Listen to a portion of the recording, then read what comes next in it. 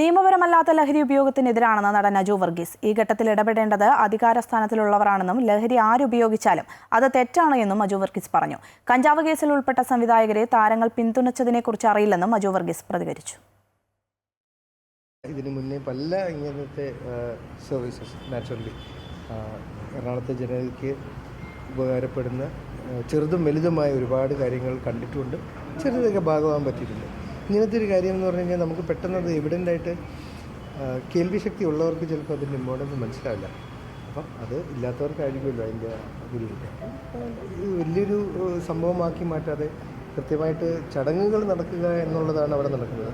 അപ്പോൾ അതിലോട്ടൊന്ന് ചുമ്മാ ഒന്ന് വരാമെന്ന് ചോദിച്ചപ്പോൾ ഞങ്ങൾ വളരെ കാഷ്വലി, അല്ലാതെ ഭയങ്കര ഒരു ഫോർമൽ ഫംഗ്ഷനോ അത് വിളിച്ചറിയിക്കുന്ന ചടങ്ങൊന്നും അല്ല. ഇങ്ങനെയുള്ള ഒരുപാട് പേർക്ക് ഉള്ളൊരു സപ്പോർട്ട്, ഇപ്പോൾ ഫെഡറൽ ബാങ്കും കൂടെ അതിൻ്റെ ഒരു CSR സപ്പോർട്ട് കൊടുത്തിട്ടും സൗഖ്യം എന്ന് പറഞ്ഞ ഫൗണ്ടേഷൻ, അങ്ങനെ 1, 2, 3 പേരുടെ എല്ലാവരുടെയും കൂടെ സഹകരണത്തിലാണ് സംഭവിക്കുന്നത്. ഇത് ഇപ്പോൾ കിട്ടുന്ന ഈ 75 ഇതിൻ്റെ യൂസേഴ്സ്, ഈ ഡിവൈസ് യൂസേഴ്സിന് ഇത് ഗുണകരമായി മാറട്ടെ, അവരുടെ ജീവിതം മാറട്ടെ, നല്ല കാര്യങ്ങൾ കേൾക്കാൻ പറ്റട്ടെ.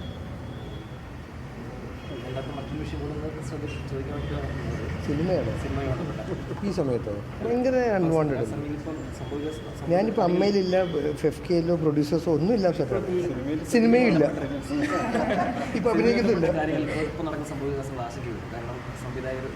ഞാനിപ്പോൾ ആക്ച്വലി ആശങ്കപ്പെടുന്നത് നമ്മളുടെ ഗണ്യമായ സിനിമയുടെ എണ്ണത്തിൻ്റെ കുറവാണ്. അതാണ് എൻ്റെ ആശങ്ക.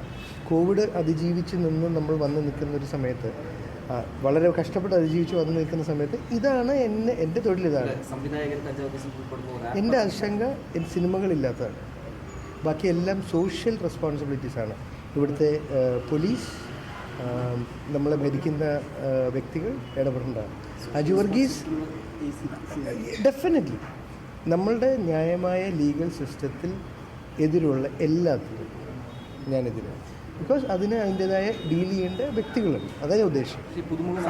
എല്ലാ മേഖലയിലും ഇത്തരത്തിൽ ഈ ലഹരിയുടെ ഉപയോഗവുമായി ബന്ധപ്പെട്ട പ്രശ്നങ്ങളുണ്ട്. സംസ്ഥാന സർക്കാർ ഉൾപ്പെടെ ക്യാമ്പയിനുകൾ തുടങ്ങിയാണ്. അപ്പോൾ സിനിമാ മേഖലയിൽ ഇങ്ങനൊരു പ്രശ്നം ഉണ്ടാകുമ്പോൾ അതിനെ അഭിസംബോധന ചെയ്യും, അതിനെ നമുക്ക് എങ്ങനെ പരിഹരിക്കാൻ കഴിയുമെന്നാണ് താങ്കൾ ഉദ്ദേശിച്ചത്? എനിക്ക് പവർ ഉണ്ടെങ്കിൽ ഞാൻ സംസാരിക്കാം. എനിക്ക് പവർ ഉണ്ടോ? ഒരു വ്യക്തി എന്നുള്ള നിലയിൽ ഇന്ത്യയുടെ കോൺസ്റ്റിറ്റ്യൂഷൻ പറയുന്ന രീതിക്ക്, അല്ലെങ്കിൽ ഇവിടുത്തെ ജുഡീഷ്യറി പറയുന്ന രീതിയിൽ ഞാൻ നടക്കാൻ തയ്യാറാവണം ആസ് എ പൗരൻ. ബാക്കി നിങ്ങൾ ചോദിച്ച ഉത്തരത്തെ കൃത്യമായ ഇത് പറയുകയാണെങ്കിൽ എനിക്ക് അധികാരം തന്നാൽ പറയാം. അധികാരമുള്ള ആളുകൾ വേണ്ട നിലയ്ക്ക് ഇടപെടുന്നു താങ്കൾക്ക് തോന്നുന്നു? എല്ലാം എനിക്ക് അധികാരം ഉണ്ടെങ്കിൽ പറയാം. അധികാരം തന്നാൽ പറയാം. ഞാനിപ്പോൾ MP, MLA അല്ലെങ്കിൽ മന്ത്രിയൊക്കെയാണ് ഞാൻ പറയാം. ഞാൻ തമാശവൽക്കരിക്കുന്നതല്ല. എനിക്ക് തോന്നുന്നു ഈ ചോദ്യങ്ങൾ ഉന്നയിക്കപ്പെടേണ്ടത് സിനിമയിലെ തന്നെ പവർ പൊസിഷനിലുള്ളവരോടായിരിക്കും.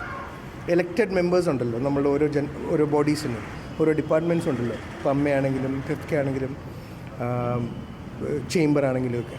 അപ്പോൾ പിന്നെ ഞാൻ നേരത്തെ പറഞ്ഞ പോലെ ഞങ്ങൾ കുറച്ചും കൂടി ഹൈ പ്രൊഫൈൽ ആക്ടേഴ്സ് അല്ല, നമ്മളൊക്കെ ഒരു മിഡ് ലെവൽ ആക്ടേഴ്സ്.